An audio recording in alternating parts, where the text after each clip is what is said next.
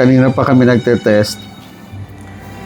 We are supposed to create a content para sa shop ko.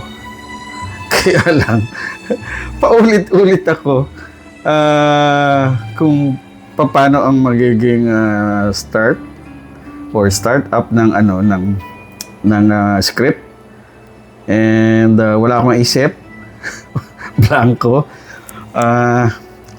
Ganito pala kahirap ang mag-create ng content, tapos i-upload mo. So you need to do a lot of works in terms of storyboard. Anong gagawing style ng pagbablog. Tapos kung hindi mo alam kung saan ka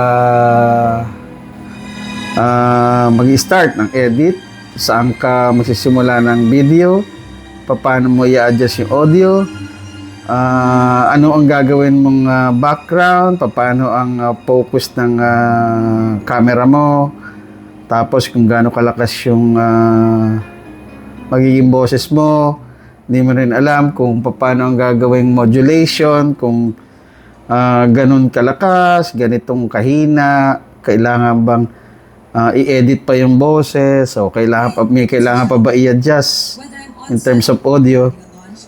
And at the same time, ano ba ang magiging angle? Kailangan ba may lighting pa? Kailangan ba malinaw, maliwanag, adjust yung setting ng video, etc. etc. Ganyan pala kahirap.